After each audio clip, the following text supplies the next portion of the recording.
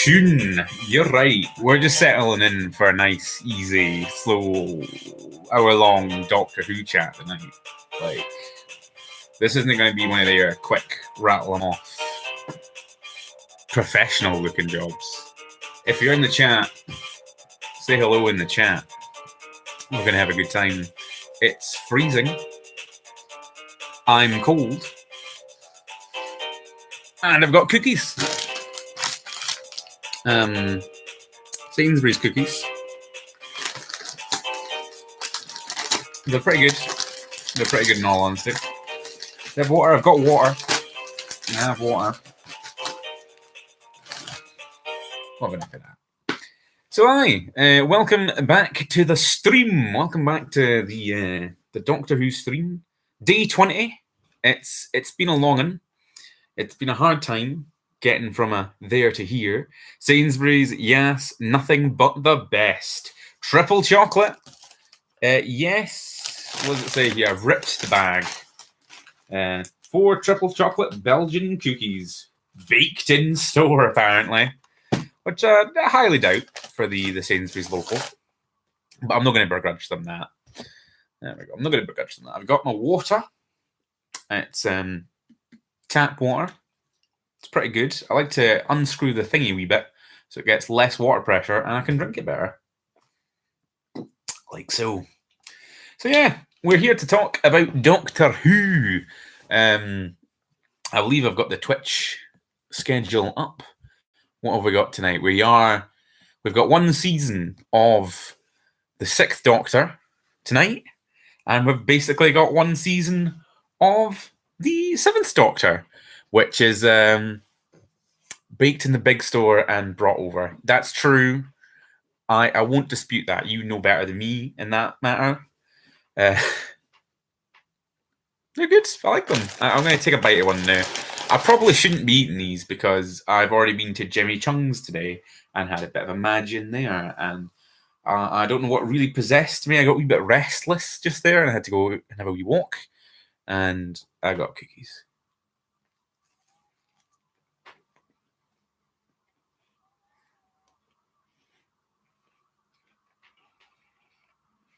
I dropped one of the cookies. You're just going to have to watch me eat now. You forced us on my chat. I didn't want to take a bite, but peer pressure got me. Bloody peer pressure got the best of me there, eh? I'm not a big donuts man. See, I like Sainsbury's muffins.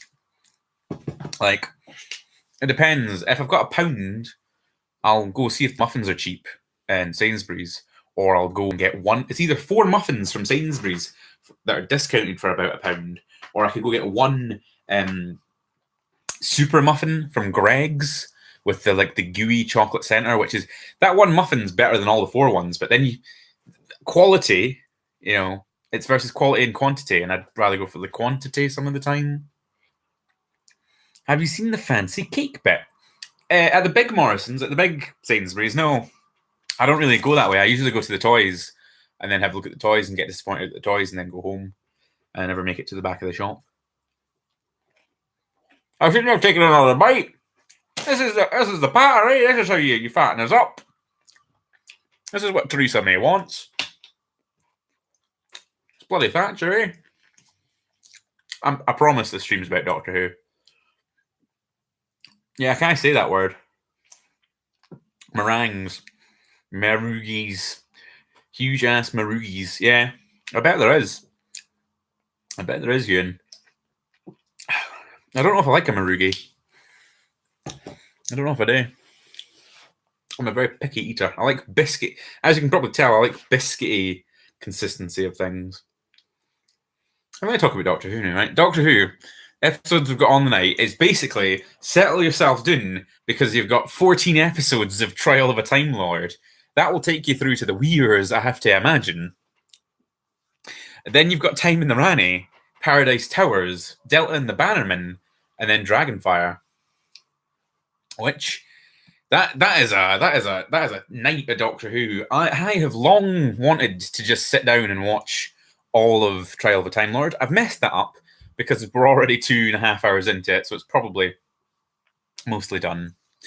So I do have the box set. I do have the DVD box set, or rather, my dad has the DVD box set, and I'll probably go steal that at some point because yeah, I know I've seen it. I've seen most of it, but I do want to sit down and watch it all in a one. It's a vibe, you know. It's a good vibe. I'm just going to lump Trial of a Time Lord together in one because I remember most of it, but not all of it. The first part of it, I want to say, is the one where they go, well, should we talk about the whole thing? It's the first series back after the hiatus, after it was basically cancelled, and they did that incredibly awkward. Even because normally I'm like, oh, I'm not into like saying things are awkward or cringy. But have you heard Doctor in Distress? The like the Band-Aid style single the cast put out for Doctor Who. It's pretty unwatchable. Like it's pretty just absolutely. It's up there among the kind of worst charity singles, to be honest. Is it called Doctor in Distress? I want to say you'll get it if you Google Doctor in Distress. If you go into the YouTube and search Doctor in Distress, it's not what I would describe as a tune anyway. But I guess it worked because they got that other series. It came back for a few years, and they got the Trial of a Time Lord, which has an incredible opening scene. There's a fantastic blow out the budget on this one model shot, and it's this Time Lord spaceship / cathedral thing. It's very, very, very 40k. I always think of it as a 40k kind of thing in my mind. And they do like the motion camera thing from Star Wars, so it doesn't look like any other model shot really in Doctor Who because it wasn't achieved with strings and piano wires. It was achieved with throwing probably like a ridiculous amount of money for Doctor Who at a singular model shot, but it does leave an impression. It is probably one of the best looking things, visual effect wise, that Doctor Who ever did in the classic run. I could watch it all day, basically. It swoops through this big space station. It reminds me quite a lot, actually, of the better visual effects in Red Dwarf. I guess it was around the same time, to be honest. Same kind of people doing the stuff. But definitely go look at that Time Lord ship. I'm sure it's just sitting about on YouTube. It's a cool visual shot. I feel like I watched the documentary about Tale of a Time Lord recently, and it was like £5,000 or something just absolutely ridiculous for Doctor Who at the time. And like Colin Baker is like very salty about he's like, yeah, maybe we should have spent the money on something other than just this one visual shot that only lasts 2 seconds. It's memorable though. You gotta give them that. And then it's very it's probably too meta for the 80s, or at the very least too meta for the 80s of Doctor Who, because they come back after being cancelled, and their kind of story that they do is like put the Doctor on trial, for his either past or future crimes. And I thought we got away from that because in the continuity, he's president of Gallifrey, or at least was for a bit, and they executed him for his meddling for the first and second Doctor. And then they put him on. They used to, in the fourth Doctor, in Genesis of the Daleks, they're using him as a plausible deniability agent. So it's kind of weird that they're like, no, you're a meddler, Doctor, and now we're going to put you on trial in your 6th era. I don't think it works really if you think about it in terms of what's canon. But as a meta plot of does Doctor Who deserve to exist anymore? It probably doesn't defend itself very well, because I want to say overall the quality of Trial of a Time Lord isn't that great. But it's still. I had a good time watching it, to be honest. Last year on Twitch, I saw some of the episodes for the first time, and they didn't feel super bad, to be honest. They didn't feel super poor. The 6th Doctor's here gets a lot of guff thrown at it, and sometimes it deserves it, and then other times it doesn't. The first episode, it feels like a very kind of wee bit boring, but ultimately kind of feels like a lesser 4th Doctor episode. There's a big robot and people living underground, and there's it's like a fantasy. It's like the Earth has moved or something, and the twist is it was Earth all along. I want to say that's right. The robot design was cool, at least. It was this kind of again, felt like a 4th Doctor monster. There was something disco about it. It felt like a very disco, blocky robot boy with a dish head. And again, they probably spent a lot of money on that they probably shouldn't have. Priorities were quite skewed in the 80s, but like I say, it kind of just felt like a Fourth Doctor episode. So can't really fault it for that. It feels like a kind of backhanded compliment. It's like, yes, felt like a Fourth Doctor episode, but one of the lesser, probably pretty bad Fourth Doctor episodes. So that's how I feel about that. There's another part of it that is very, very Sixth Doctor, and it's like in these mines, and it's the Doctor Who that has Brian Blessed in it. Like Brian Blessed was in Doctor Who, and he played a Brian Blessed character. He's like this weird, kind of potentially deeply offensive and racist. He might be playing an Asian man. I'm not 100% sure. They give him kind of eye makeup, and it's a bit, oh, Brian, come on. And he's got like a samurai helmet, and he's all about honor. But he's great. He's horrible. There's like, I forget what the plot is, to be honest, but it's kind of like, I mean, there's like reconditioning machines, and they're like trying to recondition people, and there's a lot of caves. The story's probably pretty poor. Brian Blessed is God, and he plays this cracking space barbarian man, and they put like a tinfoil hat on him to like reprogram him to not like murder, to not be violent, and then Brian Blessed just tanks that. Like, it should work. Like, it's proven to work on other people, but Brian Blessed is just like, what? No, I'm a space barbarian. I'm going to cut about and like start a rebellion, and like I'm going to have this pal that's like my wee dog's body, and then when he dies, I'll have a big sad Brian Blessed speech about it. It's fantastic. And it's fantastic solely because Brian Blessed's in it. Also, I feel like that's the story, because Trial of Time Lord is quite weird, because two of its stories are set in the past, and two of its nothing can stop Brian Blessed. I'm sure he's climbing a mountain as we speak. Like, we're sitting here streaming, eating cookies. He's probably boxing like bears on a mountain somewhere in the freezing cold snow. Like, there's probably like a blizzard, a Brian blizzard happening, whilst he's like just uppercutting bears. I'm gonna have a cookie for that. Top notch. Sainsbury's, if you want to sponsor us, I'll send you a link. Going to see him in Glasgow. Oh, is Brian Blessed coming to Glasgow? I'll go see Brian Blessed. I'm sure just being in the same room as Brian Blessed will be happy. We get pumped into you. I can see that the frame rate's tanking because we're talking about Brian Blessed. Is he in a band? Is Brian Blessed doing music in Glasgow? Is he just doing a talk? Is he there to show you how to box bears on mountaintops? I'm genuinely interested. But Peri kind of dies in Trial of a Time Lord. Kind of dies. I think in the episode, the authorial intent was to murder Peri to death. She gets her like hair. I feel like she wears a bald cap and stuff. It's very horrible. It's very very bad. I hear there's a lot of bears and the like. Yes, that sounds amazing. I hear there's a lot of production trouble behind Trial of Time Lord because the writer and the executive producer didn't see eye to eye, and there was a big split, and there was some mix-ups, and different people wanted to do different things, and apparently the writer wanted to kill Peri to death, which, you know, Peri isn't the greatest companion in the world, but killing her to death in a horrible kind of throwaway way is really weird. I thought it was quite effective, honestly, in story, because they're showing this adventure that the Doctor had as evidence of why he's bad, and this Doctor is like watching it back at the trial, and there's just a scene where like the plot's going, and it's like a standard the Doctor helps the rebels defeat the bad guys plot, and then just at a certain point where like the Doctor would be key to like helping and like doing a thing and saving Peri or whatever, just like you'd seen 100,000 times before in Doctor Who, the Time Lords like recall him to Gallifrey, and he just like stops. And then, like, I feel like he like walks backwards, like into the TARDIS or a TARDIS, and then is like teleported away. And then the adventure is allowed to play out, and like it goes horribly for Peri and everyone involved because the Time Lords decided to pick him out of time at the worst possible instance. And then like the Doctor's had kind of amnesia because of course he has, and he's like, oh wait, yeah, but this adventure was the one I was just on, and you've killed Peri by like taking me out to go into this trial.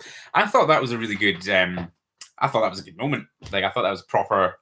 I would probably, if I was making a list of top something moments in Doctor Who, I'd probably put that on there, which I think is surprising for a Sixth Doctor moment. But it was. I think it was really effective. I thought it was a really good bit of writing. The rest of the story is quite a mess, though. Apart from the bits that Brian Blessed is involved with. that Slugman does return. The Slith, something like that. It was cool. I think, did they go to his planet? Is that the planet of the Slug people? Something like that. And then the one after that is like Mel, I want to say for the first time. Is Mel introduced in Terror of the Vervoids? I'm not actually sure. Because I know one of them is an Agatha Christie murder mystery in space with plant people with a very unfortunate face. Have a wee Google of Vervoids or Trial of the Time Lord Vervoids. Yeah, a lot are correct. You'll see what I mean. Very, very unfortunate face design. They probably knew exactly what they were doing, those costume designers. They claim innocence, but they kind of know what they were getting at. But yeah, I kind of liked it. I like Agatha Christie murder mysteries, and putting it in space is fine. Mel as well. I think because like Mel's introduced Bonnie Langford, and she's kind of you say Bonnie Langford, and fans of a certain age are like, oh, Bonnie Langford. I didn't mind her, honestly. See, her episodes in Trial of the Time Lord, I think, are pretty bad. But I watched all of her season last year. We're going to get onto that in a sec. But I watched all of it last year, and I only thought Mel was basically fine. She screamed a lot, and her screaming was horrendous. But other than that, like, she was kind of like a gee whiz kind of companion. It was maybe because I had a lot of hype going into it, or like anti-hype, because like for years and years, people are like, "Oh, Mel, Bonnie Langford, the worst thing to happen to Doctor Who." I didn't mind her at all. Like it was quite passable. A lot of the time, she was off doing a thing. Like she doesn't really feature, I want to say, in much of the episodes. Like Sylvester McCoy gets a lot of the content, and Mel's kind of just there for a season. But yeah, I forget how Trial of a Time Lord ends. Like the Valeyard is a thing. Like he's the prosecutor at the trial. I like me some trial stuff. I don't think it's the best fantasy space trial in the world, and it probably does drag the episodes down, but maybe not to the point that like Colin Baker thinks it does. Like he in the documentaries you can watch about Trial of the Time Lord, he's very much not into the linking, the kind of what's it called? The page header, the narrative device, the what's it called? I'll come to it. He's not happy with the trial format, and I think it's pretty cool, especially because like the first two are in the past, and the second two stories are feature because it's the Time Lords. You see, they can do that, and that like Time Lord society is so weird to me. Like, how do Time Lords work? Surely they're some sort of cosmic space angel being.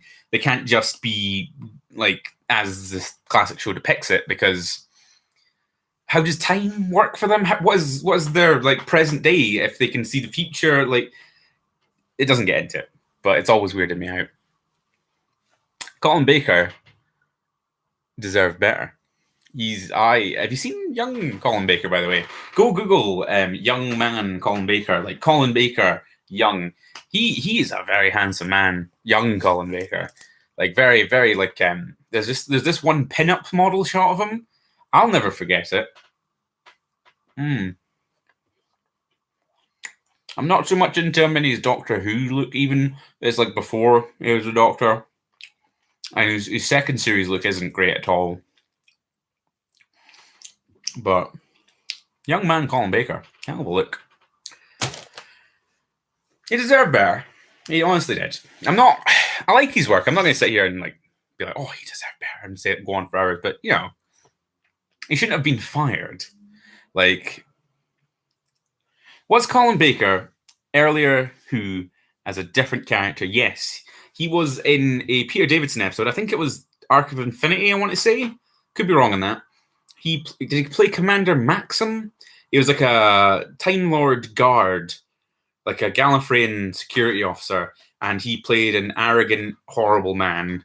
And that combined with John Nathan Turner meeting him at a wedding got him the role as the Doctor, I believe is the story as it goes. Colin Baker also has a column in Best of British magazine that I like to peruse when I go into W.H. Smith's, because it's terrible. It's the most Brexit thing you could possibly imagine. And now Colin Baker's in it, and he has the last page, and it's called Colin Baker. It's like Colin Baker Remembers. I urge you to seek it out. I might go harass him about it on Twitter. I say harass, I'll just be like, you're in Best of British magazine, aren't you, Colin? And he probably won't get back to us. But yeah, he didn't deserve to get fired. Like, his Who has a lot of problems, but they're mostly external. And his acting as a horrible man is pretty convincing. Like, give him that. Like, he's not a very likable character, but he's acting his wee heart out most of the time. I'm making this cookie last. I'm actually going to have some water with it. Right over this. We're nothing but professional here. I'm kind of masking this by saying it's a 20-day special. We've done 20 days of these. I'm actually a wee bit proud of myself for just going 20 days straight. You thought I wasn't going to make it the day because it's like 9 o'clock, but here we are. What's the other thing? Oh, aye!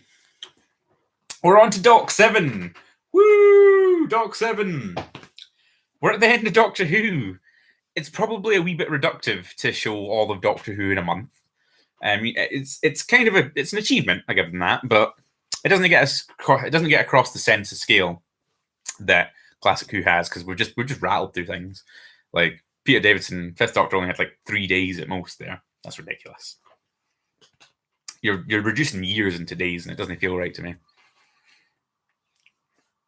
I'm still eating this cookie. But I quite like the Seventh Doctor. I'm one of those folks. Like, I think it's probably become more acceptable as time has gone on, because I feel like Sylvester McCoy was not liked at the time, and then in the 90s, and then probably in the early 2000s. But people have gone back to him, and like his last season is a banger. Like, it's just wall to wall bangers, and like you can see that they were doing stuff with his tenure. Like they made like a conscious effort to change things up, and you can kind of see it in the episodes. You can specifically see it in Time in the Rani, because Time in the Rani is very much just a Sixth Doctor episode. In the same way that Robot is a Third Doctor episode, Time in the Rani is like the most Sixth Doctor episode the Sixth Doctor wasn't in at all. Battlefield was awesome. Battlefield's one I've not seen. I continually haven't seen Battlefield. I own it on DVD, like through there. I've just never sat in to watch Battlefield, but we'll talk about that in a sec. Is Battlefield on the night? I don't think it is, actually. I think that's tomorrow. Yes, Battlefield's on tomorrow. What have we got today for the Third Doctor, the Seventh Doctor? We've got Time in the Rani, Paradise Towers, Delta and the Bannerman, and Dragonfire. So, if you could tell me what happens in Time in the Rani, I would be very grateful. I watched it all last year for the first time on Twitch. That's our catchphrase. I have no idea what happened in it.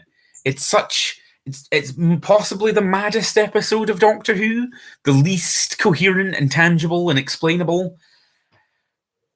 Like, because things happen, and you can sit down and say, like, you can go through it like step by step and like explain the plot, but I couldn't like describe. It's all over the shop. It's everywhere. It's like a billion things. There's like strange matter. Worst regen, says Ewan. Yes. Colin Baker quite rightly didn't come back after he was fired to film the regeneration scene, so they just have Sylvester McCoy in a yellow wig bump his head on the TARDIS console and then regenerate, which is the worst regeneration, it has to be said. I might defend it because it's weirdly realistic. It's weirdly quite a dose of realism.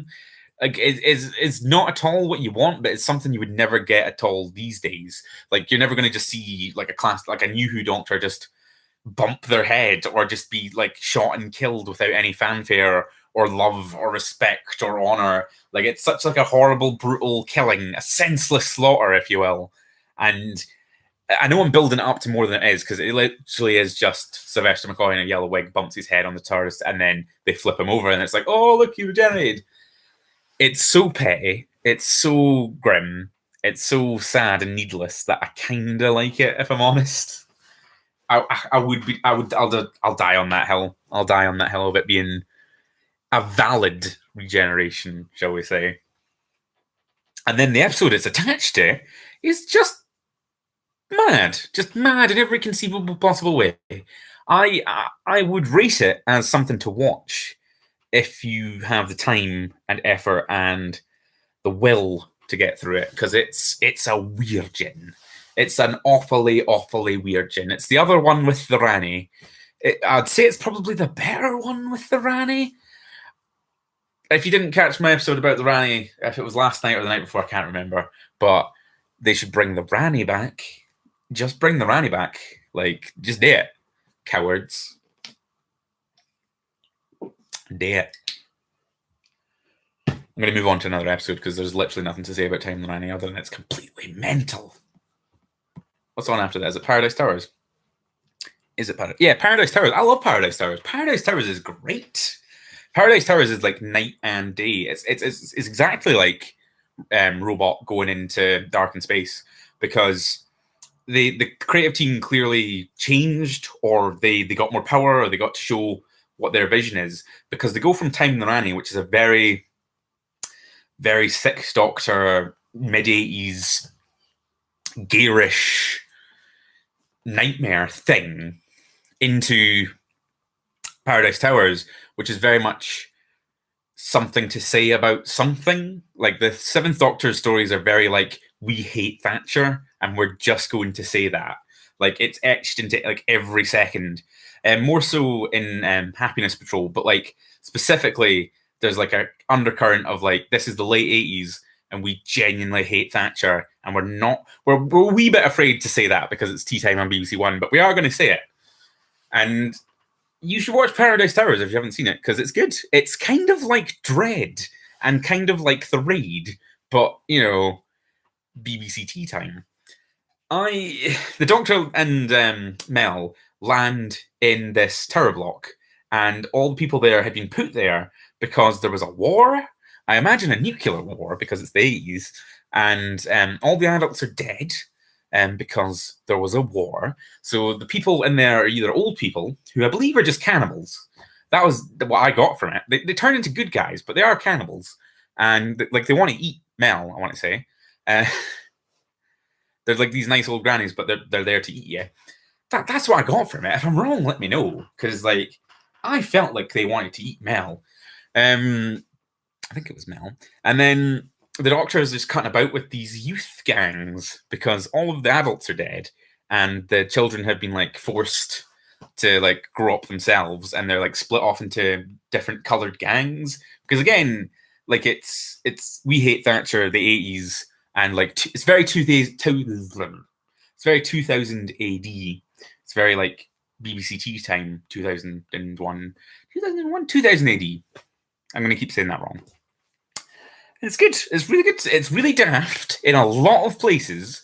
But there's a scene that I love where the Doctor like gets the youth gangs on side, because he goes up to a vending machine and makes a vending machine work. And like, the kids are like, "Oh my god, you made the machines work! Like, we've been trying to do this for years. Like, you're like some sort of magic man." And he's like, "Aye, I'm a cool guy. I'm a big wizard man. Follow me." And then there's just the Nazis, like the caretakers are very much these kind of pantomime, Strictly Come Dancing looking Nazi lads with big pointy caps. And I feel like it's one of them from like On the Buses or something. Like, they're pretty poor villains, but there's like this nightmare creature living in the basement that, like, there's a lot going on. The nightmare creature like possesses one of the Nazi lads, and he turns him into like a glittery Nazi lad. It's a time. It's definitely a time. It's got its flaws. People really cite one of the cliffhangers where because Mel's quite psychopathic, to be honest. Her kind of quest in the episode is to get to the pool, because she wants to get to the pool because McCoy's first series is kind of like leisure based, weirdly, and she's like, "Oh, the Paradise Towers pool," and then she gets there and there's this like scuba monster, and it is kind of an unconvincing scuba monster, but it's yellow. And they pack a lot more stuff into the older stories. Yes, Classic Who, much like classic Kamen Rider, is incredibly dense, because there's just so much going on, and there's a lot of ideas, and not all of those ideas necessarily pan out, but they're definitely throwing a lot of ideas at the wall.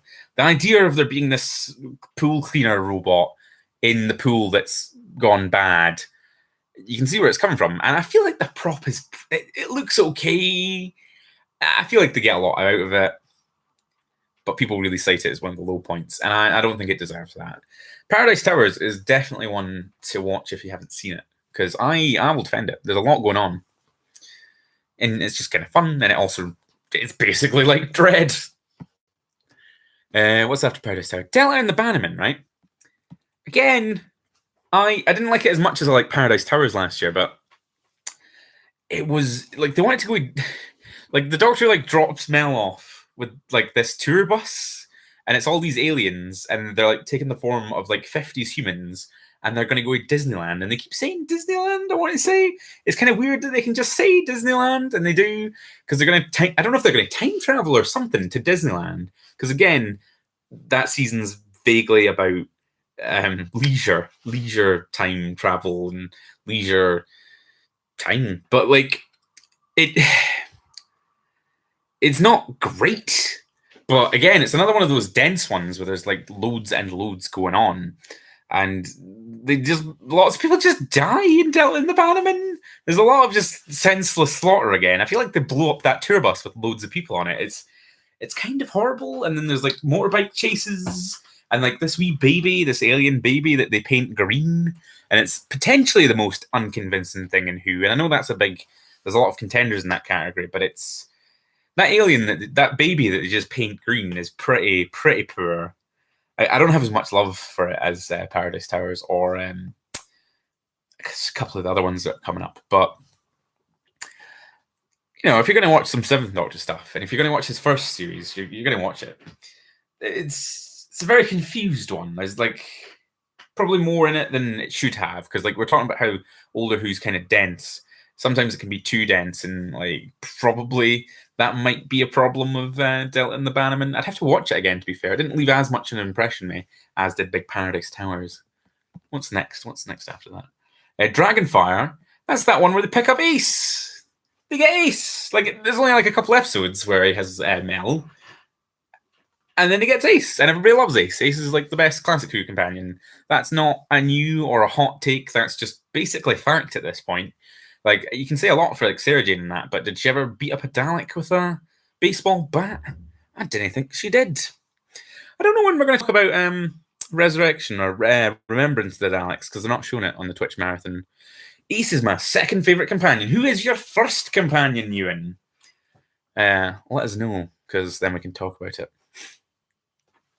Ace is just a cool guy, just all around. They do a lot with Ace. Not so much in Dragonfire, but it's kind of the setup for a story. Or it's kind of weird because they just find her in like the Dragonfire planet. Is it called Dragonfire? Can't remember. Again, it's another one where there's just Nazis. Oh, Amy's your favorite. So you lump them all together. I bracket them in my mind because like there's classic Who companions and then there's new Who companions, which are it's like a different beast, you know. I have controversial opinions about Amy Pond. I think she's a wee bit mad, to be honest. She's very good. She's 1,000 billion times better than Clara, but that's probably a video, or we might do that at the end of this. Dragonfire, again, unconvincing aliens. It's got like a xenomorph. He looks like the xenomorph from Aliens, but you know, with none of the budget, or like you know how like in Alien they didn't show as much of the creature because it was unconvincing because it was just a basketball player in like a rubber costume. So if they had shown him like walking about or whatever, it wouldn't have had the effect. That's kind of what Dragonfire does because the creature's just walking about and he looks quite naff, but you know, like in a good kind of family-friendly, fun kind of way.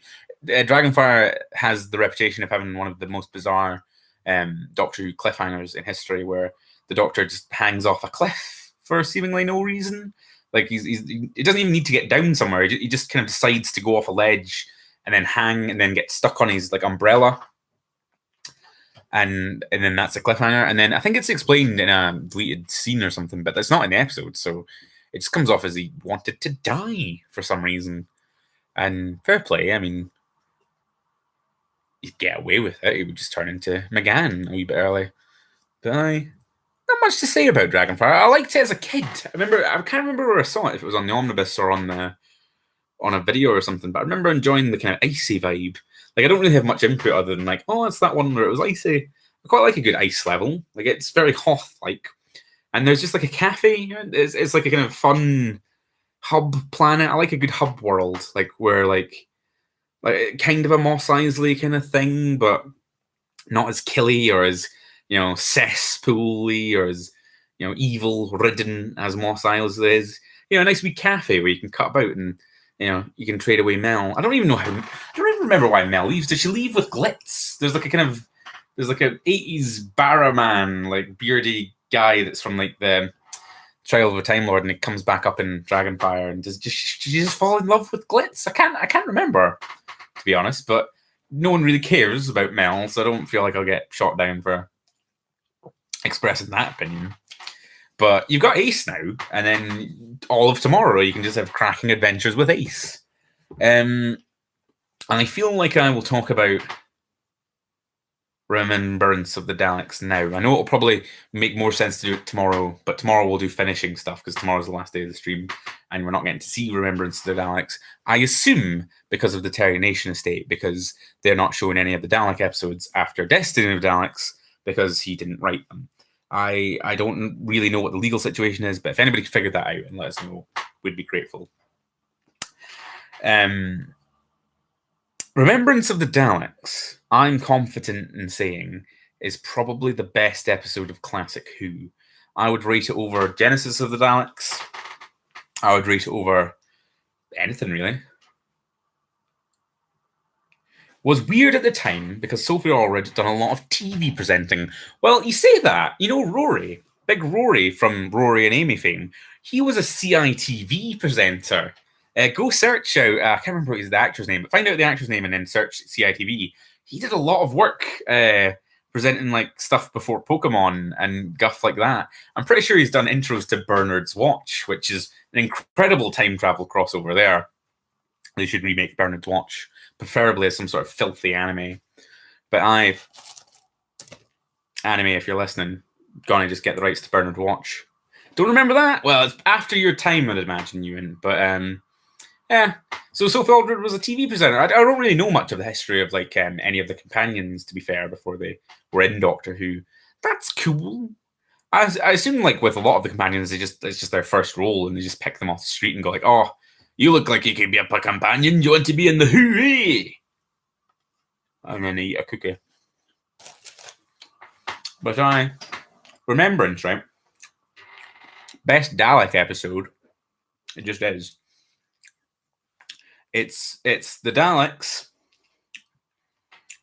at their most street fightery. Like there's just a lot of street brawls with the Daleks in Remembrance. It has like kind of unit vibes as well, like a proto kind of unit because it's set in 63. So they're kind of going for like this is what Doctor Who kind of was, but not because it's not unit. I'm trying to find a good way to start talking about it. It's one of the best examples of Classic Who because it's quite pacey. There's quite a lot to it. Rory's early noughties hairstyle is a vibe. We kind of quiet ITV presenter Rory is a vibe in himself. Like he's gone from CITV presenter to Doctor Who companion to Master of Time or whatever in the DC shows. He's got a trajectory. He's a trajectory. That's like a project trajectory. He's like a Pokemon evolution. Is Rory? I love him. He's a cool guy. Best companion. That's a hill to die on. But yes, Remembrance. It's set in 1963, and it's part of the kind of McCoy being cool kind of arc, and McCoy being like a chess master.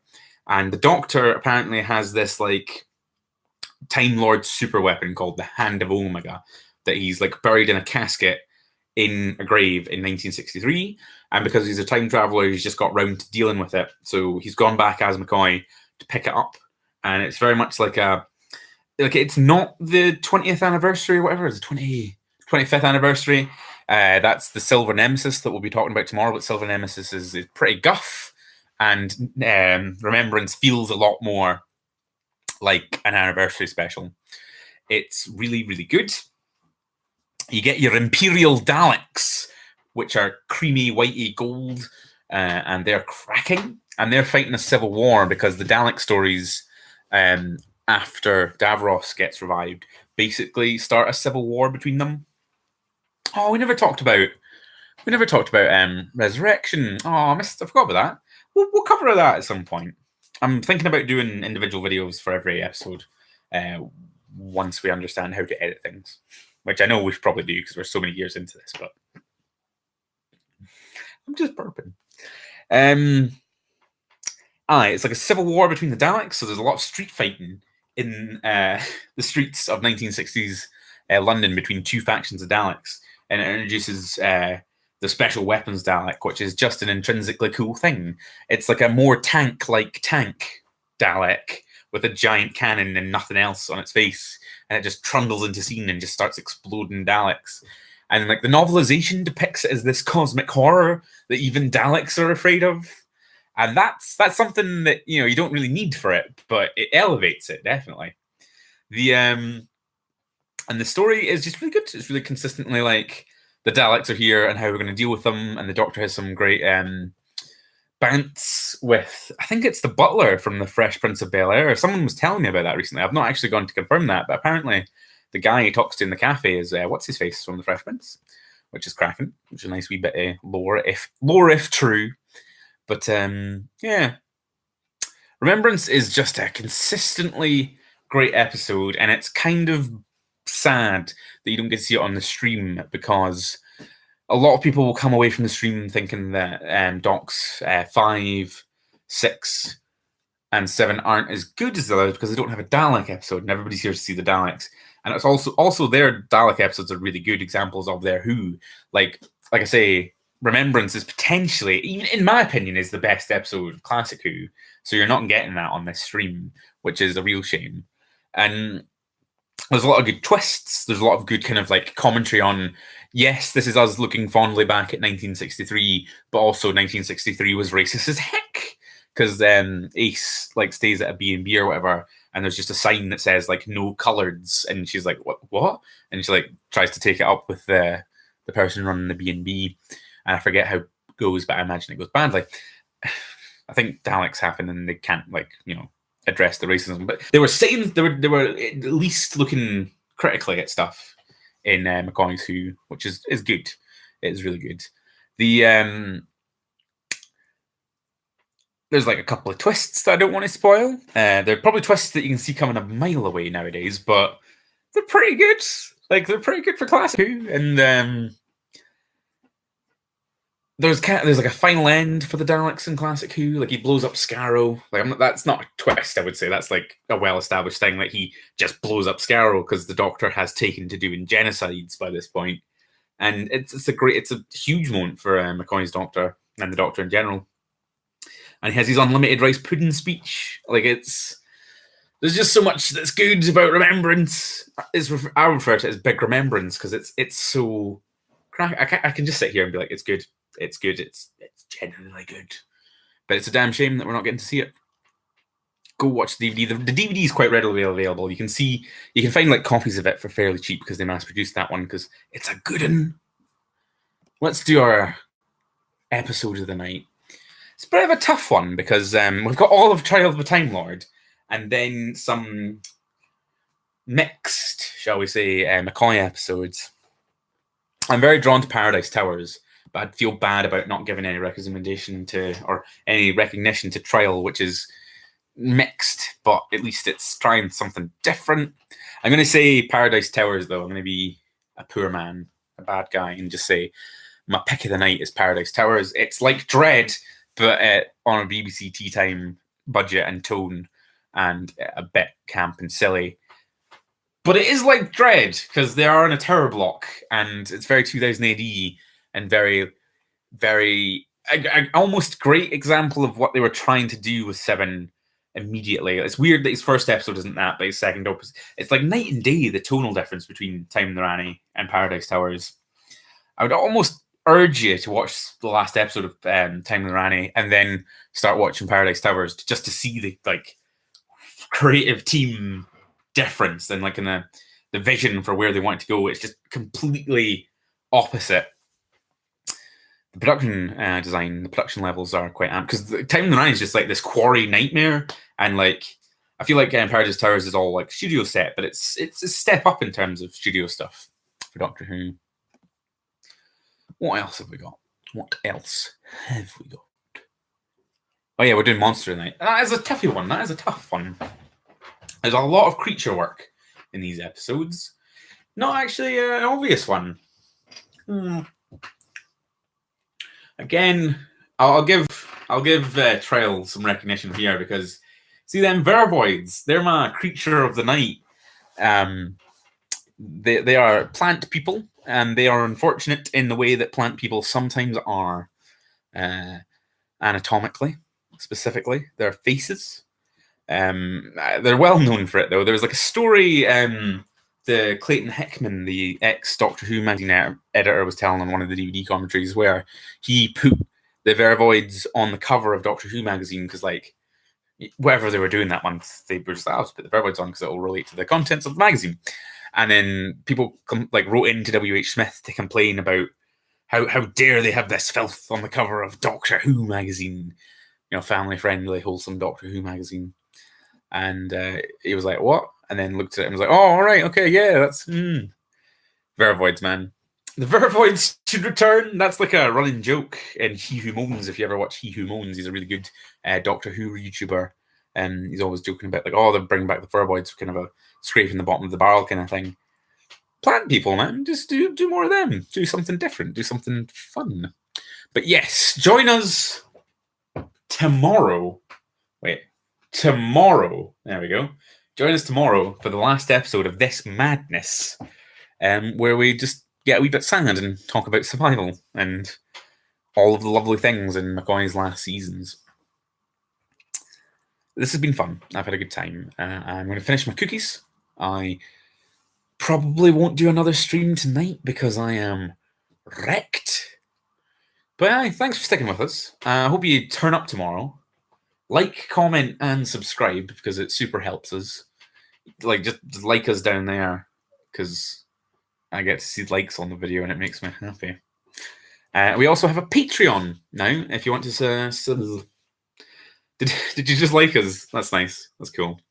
Thanks, guys. We have a Patreon that you can support us on. Just go to the website Patreon. I should put a link.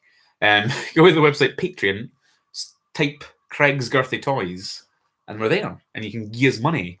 We've already bought a bulb, which is doing the Lord's work. I don't know if I've actually had it properly angled for the last 50 minutes, but we look better. And we've got some stretch goals on there. We're going to build a throne of beans, I think. I think that's going to be one of our fun goals for the summer. We're going to build an entire throne of beans just to prep for Brexit Day. So on that note, bye. I was going to go bye, but then I lost where the button is. It's here. Yeah, it is. Bye.